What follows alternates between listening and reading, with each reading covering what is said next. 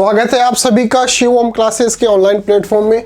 आज हमारा जो टॉपिक है वो है आयनिक यौगिकों के जो गुण होते हैं, जो प्रॉपर्टीज ऑफ आयनिक कंपाउंड्स होते हैं, इसके बारे में हम यहाँ पर बात करने वाले हैं कि कौन कौन से ऐसे गुण होते हैं, प्रॉपर्टीज होते हैं जो आयनिक जो कंपाउंड होते हैं उनके पास होते हैं। टॉपिक शुरू करने से पहले आप सभी के लिए एक अनाउंसमेंट है कि अगर आपको अपनी क्लास का कंप्लीट स्टडी मटेरियल चाहिए हो और वो भी बिल्कुल फ्री के अंदर, तो अभी प्ले स्टोर पे जाइए और शिव ओम क्लासेस नाम से हमारी जो ऐप है वो इंस्टॉल कर लीजिए। उसके अंदर आपको अपनी क्लास का कंप्लीट स्टडी मटेरियल जैसे notes, videos, model paper, NCERT solutions, MCQ test और जो प्रीवियस ईयर के पेपर हैं, आपकी जो एनसीईआरटी वाली बुक चलती हैं, वो सब कुछ आपको फ्री के अंदर अवेलेबल हो जाएगा। तो चलिए टॉपिक शुरू करते हैं। आयनिक जो कंपाउंड होते हैं, जो यौगिक होते हैं, उनके गुण क्या क्या होते हैं। इससे पहले एक प्रश्न उठता है कि सर आयनिक कंपाउंड यानी कि आयनिक यौगिक होते क्या हैं, तो वो समझिए। आयनिक यौगिक क्या होते हैं यानी कि आयनिक कंपाउंड्स जो होते हैं उसकी डेफिनेशन क्या होती है। कोई भी ऐसा यौगिक जो होता है, कोई भी ऐसा कंपाउंड जो है, वो दो या दो से अधिक आयनों से मिलकर बना होता है। Any compound which is formed by, जैसे हमारे पास Na+ और Cl- है, तो यहाँ पे दो आयन हो गए। दो आयनिक कंपाउंड बनाने के लिए क्या होता है, दो परमाणुओं का या अणुओं का आपस में जुड़ना पड़ता है, ज्वाइन होना पड़ता है एक दूसरे के अंदर। तो यहाँ पे एक आयन तो ये हो गया और एक आयन ये हो गया, तो ये आपस के अंदर एक दूसरे से जुड़ेंगे और NaCl का निर्माण कर लेंगे। तो ये जो कंपाउंड बना है, ये जो यौगिक बना है, इसी को क्या बोला जाता है, आयनिक कंपाउंड या फिर आयनिक यौगिक।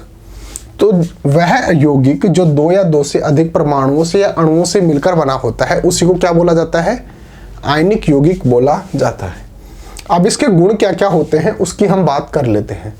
तो चलिए, सबसे पहले तो यहाँ पे हमने कुछ फैक्ट्स दे रखे हैं कि कुछ आयनिक जो यौगिक हैं उनके गलनांक और क्वथनांक कितने होते हैं। थोड़ा बहुत नज़र मार लेना एक बार, वैसे याद रखने की जरूरत नहीं है, फिर भी मैंने आपकी सहूलियत के लिए ये सब लिख दिया है। गुण जो हैं वो आगे बात करेंगे। उसके अंदर दो चीज़ें आती हैं, एक तो गलनांक और क्वथनांक। गलनांक और क्वथनांक क्या होता है, जिस पर कोई भी चीज़ जो है वो उबलने लगती है उसको तो बोलते हैं क्वथनांक, और जिस पर कोई चीज़ गल जाती है, कहने का मतलब जैसे बर्फ़ से पानी बन गई तो वो गल के बर्फ जो थी वो ठोस अवस्था के अंदर थी, फिर द्रव अवस्था के अंदर बदल गई, तो इसको हम क्या बोल देंगे, गलनांक बोलते हैं।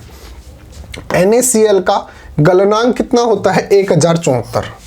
आप देख भी सकते हो, जैसे बर्फ से अगर पानी बनाना है तो उसके लिए कम तापमान की आवश्यकता पड़ेगी, लेकिन अगर बर्फ को वाष्प बनाकर उड़ाना है, कहने का मतलब उसको उबालना है, तो उसके लिए तापमान की ज़्यादा जरूरत पड़ेगी। तो इसका मतलब इसके लिए जो क्वथनांक है वो 1686 केल्विन होता है। इसी प्रकार से LiCl जो है उसके लिए गलनांक होता है 887 केल्विन और क्वथनांक होता है 1600 केल्विन। CaCl2 के लिए 1045 और 1900, CaO 2850 और 3120, MgCl2 के लिए 981 और 1685।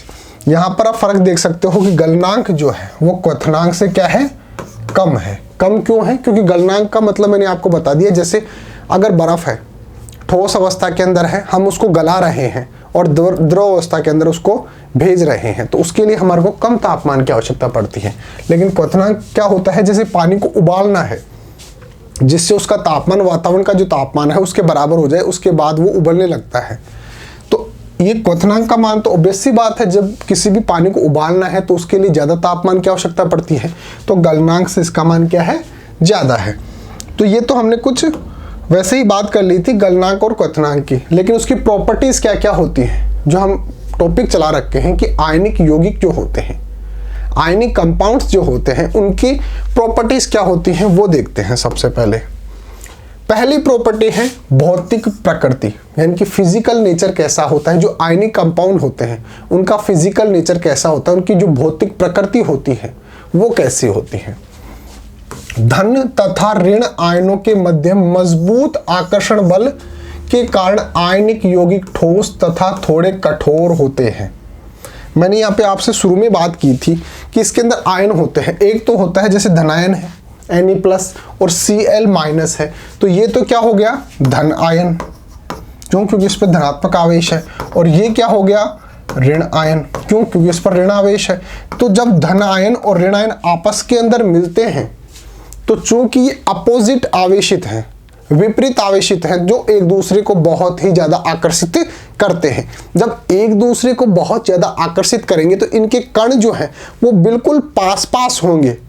और हम जानते हैं कि जिन पदार्थों के गुण बिल्कुल पास पास होते हैं उन पदार्थों को ठोस कहा जाता है, और जिन पदार्थों के गुण बिल्कुल पास पास होते हैं, जिनके अंदर बिल्कुल स्पेस नहीं पाया जाता है या फिर बहुत ही कम स्पेस पाया जाता है, उनके जो पार्टिकल्स होते हैं वो बहुत ही कठोरता के साथ जुड़े रहते हैं, उनको अलग करना बहुत ही ज़्यादा मुश्किल होता है। और जब बहुत ज़्यादा मुश्किल है उनको अलग करना, इसका मतलब वो बहुत ही ज़्यादा कठोर है। तो इसका मतलब क्या हो गया, आयनिक यौगिक जो है, ऐसे याद रखना, आयनिक यौगिक जो है इनके अंदर धनावेश और ऋणावेश होने के कारण इनके अंदर बहुत ही ज़्यादा आकर्षण बल पाया जाता है, जिसके कारण ये एक तो ठोस होते हैं वह बहुत ही ज़्यादा कठोर होते हैं। ये हम किसकी बात कर रहे हैं, इसका जो भौतिक स्वभाव होता है, नेचर जो होता है, इसका फिजिकल नेचर कैसा होता है, आयनिक ठोसों का हम उसकी बात कर रहे हैं। तो देखिए यौगिक ठोस तथा थोड़े कठोर होते हैं। ये यौगिक प्रायः भंगुर होते हैं। भंगुर का मतलब अगर आप इनको तोड़ेंगे तो ये बिखर जाएंगे, भंगुर होते हैं, और दाब डालने पर टुकड़ों में विभक्त हो जाते हैं। जब इस पर दाब डाला जाता है तो ये टुकड़ों के अंदर विभक्त हो जाते हैं। तो कठोर तो होते हैं लेकिन कम होते हैं और ठोस अवस्था के अंदर पाए जाते हैं, क्योंकि इनके जो कण हैं वो आपस में आकर्षित बल द्वारा जुड़े रहते हैं। फिर बात आती है गलनांक और क्वथनांक की। मैंने आपको स्टार्टिंग में बताया, एक तो है मेल्टिंग पॉइंट, कोई भी चीज जो मेल्ट होती है, गल जाती है, जैसे बर्फ गलकर पानी के अंदर कन्वर्ट हो गई, उसको तो बोलेंगे गलनांक। और बॉइलिंग पॉइंट क्या होता है, उबलना किसी भी चीज का, जैसे पानी अगर उबल रहा है वो उसका हो गया बॉइलिंग पॉइंट। तो जिस तापमान पर कोई भी चीज पिघलती है उसको तो बोलते हैं मेल्टिंग पॉइंट, और जिस तापमान पर कोई भी जो पदार्थ होता है वो उबलना शुरू हो जाता है, यानी कि उसका जो दाब है वो जो वायुमंडलीय दाब है उसके चारों तरफ का उसके बराबर हो जाता है, उसको बोलते हैं बॉइलिंग पॉइंट। सीधा सा ऐसे समझ लो कि भाई उबलने वाला पॉइंट है। तो आयनिक यौगिकों का गलनांक तथा क्वथनांक बहुत ज्यादा होता है, क्योंकि मजबूत अंतर आयनिक आकर्षण तोड़ने के लिए ऊर्जा की पर्याप्त मात्रा की जरूरत पड़ती है। देखिए यहाँ पे दो बात आती हैं, एक तो है क्वथनांक की और एक है गलनांक की। ठीक है, अब अगर जैसे Na+ और Cl- जो है ये दोनों आयन जो है आपस में जुड़े हुए हैं और विपरीत आवेशित हैं, इसका मतलब इनके अंदर जो बल है वो बिल्कुल आकर्षण की प्रकृति का है। तो इस प्रकार से जुड़ के इन्होंने NaCl बना लिया। अब इनके जो कण हैं, NaCl के जो कण हैं ये आपस में बिल्कुल ज्यादा जुड़े हुए हैं। अब जब आकर्षण बल से जुड़े हुए हैं तो इनको अलग करना थोड़ा सा मुश्किल होगा, और अलग करने के लिए हम क्या कर रहे हैं, क्वथनांक के लिए और गलनांक के लिए हम क्या करते हैं, ऊष्मा देते हैं। कहने का मतलब उसको गर्म करते हैं, हीट देते हैं।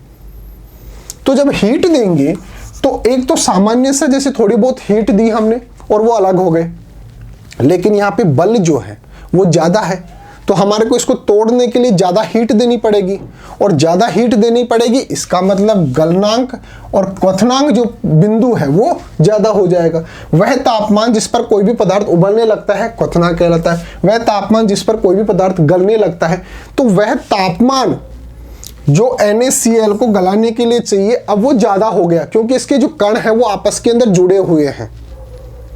जो फोर्स है इन दोनों कणों के मध्य, एक तो है पॉजिटिव एक नेगेटिव, तो इनके मध्य जो फोर्स लगा हुआ है वो ज़्यादा होगा, जिसकी वजह से हमारे को इसको तोड़ने के लिए ज़्यादा एनर्जी की ज़रूरत पड़ेगी, यानी कि ज़्यादा हीट की ज़रूरत पड़ेगी। और ज़्यादा हीट की ज़रूरत पड़ी, इसका मतलब उसका क्वथनांक बिंदु और गलनांक बिंदु है वो ज़्यादा हो जाता है।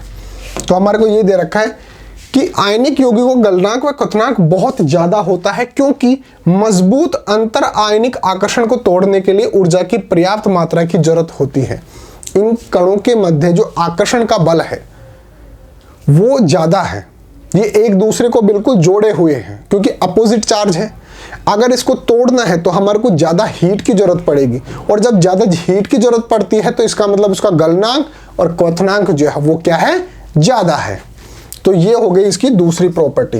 पहली प्रॉपर्टी तो क्या थी, पहली प्रॉपर्टी तो ये थी उसकी कि उसका जो भौतिक गुण है उसके बारे में थी कि भाई दोनों आयनिक होते हैं और मजबूत आकर्षण बल द्वारा जुड़े होते हैं और बहुत ही ज़्यादा कठोर होते हैं, थोड़े बहुत कठोर होते हैं लेकिन भंगुर प्रकृति के भी होते हैं। अगर आप उसको चोट मारेंगे तो वो टूट भी जाएंगे और टूटने पर टुकड़ों के अंदर विभक्त हो जाते हैं, टूट जाते हैं। कहने का मतलब गलनांक और क्वथनांक जो बिंदु होता है वो ज़्यादा है, क्योंकि इसके जो कण हैं वो आपस में एक दूसरे के साथ जुड़े हुए हैं।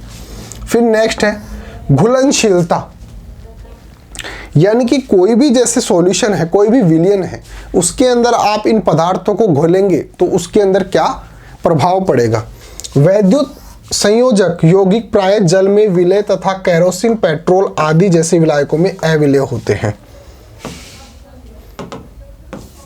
जो आयनिक यौगिक जो होते हैं, आयनिक कंपाउंड जो है वो वाटर के अंदर तो घुल जाते हैं, जल के अंदर तो सॉल्युबल होते हैं, उसके अंदर तो घुल जाते हैं, लेकिन जो केरोसिन और पेट्रोल ये सब होते हैं, पेट्रोल, केरोसिन, ये सब होते हैं, इनके अंदर क्या होते हैं, अविलय होते हैं। कहने का मतलब इनके अंदर घुलते नहीं हैं, वाटर के अंदर घुल कर और ये वापस से इसके अंदर टूट सकते हैं। जैसे NaCl है, ये टूटकर Na+ और Cl- के अंदर विभक्त हो सकता है।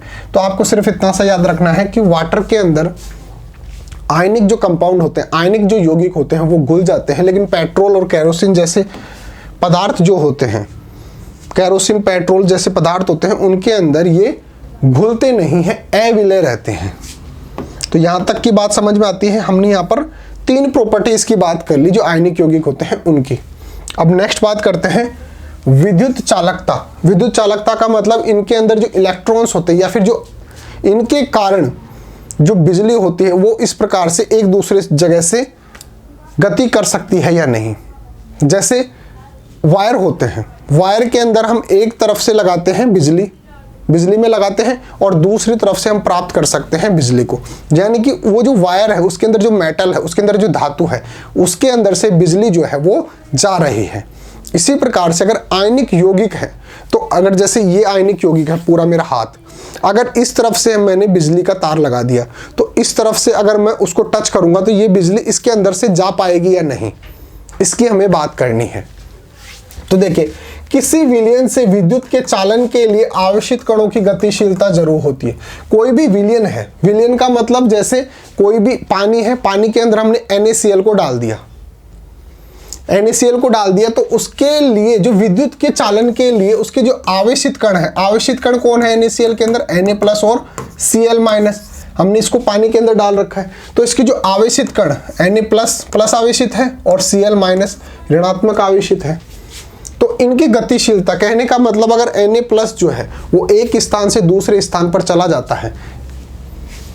आयनिक यौगिकों के जलीय विलयन में आयन उपस्थित होते हैं, Na+ और Cl- जो है आयन उपस्थित हैं। जब विलयन में विद्युत धारा प्रवाहित की जाती है तो ये आयन विपरीत इलेक्ट्रोड की ओर गति करने लगते हैं। ठोस अवस्था में आयनिक यौगिक विद्युत चालन का चालन नहीं करते हैं। आयनिक यौगिक जो है अगर ठोस अवस्था के अंदर है तब तो इनके अंदर विद्युत का चालन नहीं होगा, लेकिन अगर इनको पानी के अंदर डाल दिया जाए, किसी विलयन के अंदर डाल दिया जाए जिसके अंदर ये घुल जाते हैं और घुलकर आयन्स के अंदर टूट जाते हैं, तो इनके अंदर आयन्स हो गए। आयन का मतलब क्या हो गया, आवेश आ गया इनके ऊपर। Na का ऊपर प्लस आवेश है, Cl के ऊपर माइनस का आवेश है। मैं आपको समझा देता हूं थोड़ा सा। जैसे हमारे पास ये बड़ा सा टैंक है, इसके अंदर हमने पानी भर रखा है, ठीक है। अब पानी भर रखा है तो इसके अंदर हमने डाल दिया NaCl। अब NaCl मान लो इसके अंदर Na+ और Cl- के अंदर टूट गया। अब मैंने इसके अंदर करी विद्युत धारा प्रवाहित कर दी। इसकी वजह से ये तो धनात्मक आवेशित है, ये ऋणात्मक आवेशित है। ये इलेक्ट्रोड हैं इसके, ठीक है। ये एनोड हो गया और ये कैथोड हो गया, ठीक है। अब अगर ये धनात्मक आवेशित है तो इसका मतलब ऋणात्मक जो कण है इसके अंदर वो उनको आकर्षित करेगा। कहने का मतलब Cl- जो है वो इधर भागने लगेगा और जितने भी Na+ है इसके अंदर वो इधर भागने लगेंगे, क्योंकि ये ऋणात्मक आवेशित है। ये धनात्मक आवेशित है इसलिए ऋणात्मक आवेश को अपनी ओर आकर्षित करेगा, और ये ऋणात्मक आवेशित है इसलिए धनात्मक कणों के अपनी ओर आकर्षित करेगा। इसका मतलब आयंस जो हैं वो इसके अंदर क्या करने लगे, गति करने लगे। और जो आयन गति करते हैं, अगर कोई आवेश गति करता है तो उसको हम क्या बोलते हैं, विद्युत धारा प्रवाहित हो रही है। लेकिन ये तो कौन सा हो गया, विलयन के अंदर। लेकिन अगर कोई आयनिक यौगिक जो है, अगर कोई भी आयनिक कंपाउंड जो है वो अगर ठोस अवस्था के अंदर है, सॉलिड स्टेट के अंदर है,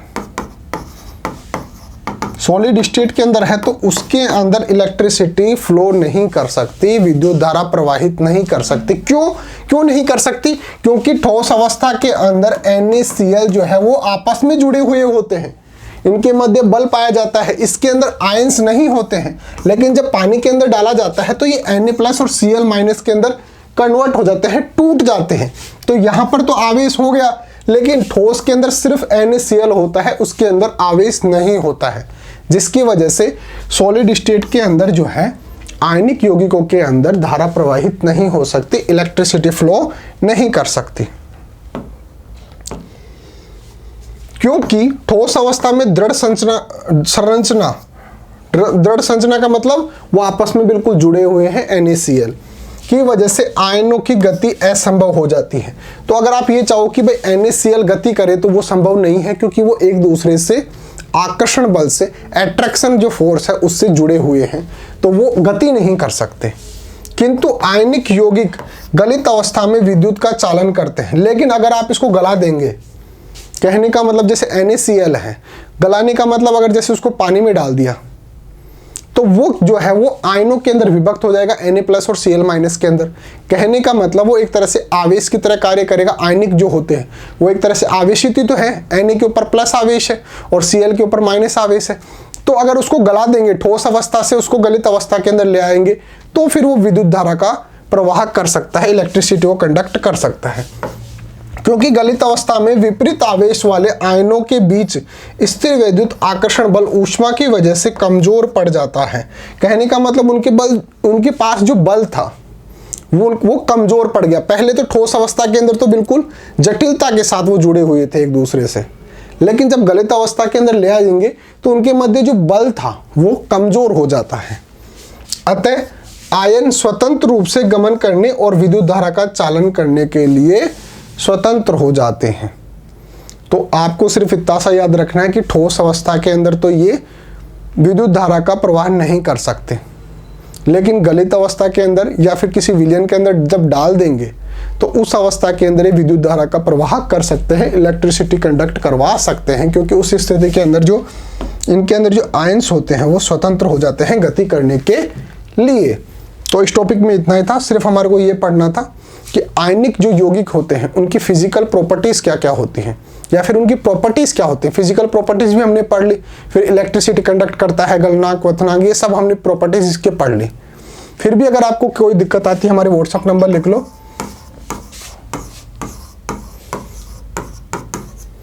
8696608541 हमारे व्हाट्सएप नंबर है। आप हमारे को अगर आपको कोई भी दिक्कत आती है, नोट्स वगैरह चाहिए हो, तो आप हमारे को व्हाट्सएप पे कांटेक्ट कर सकते हो। और प्ले स्टोर से शिव ओम क्लासेस नाम से जो हमारी ऐप है वो तो आप हमेशा इंस्टॉल रखो मोबाइल के अंदर, उसको आपको सब कुछ फ्री के अंदर मिल जाएगा, किसी भी चीज़ के लिए कोई पैसा देने की आवश्यकता नहीं है। तो मिलते हैं अगले टॉपिक के साथ, तब तक थैंक यू सो मच।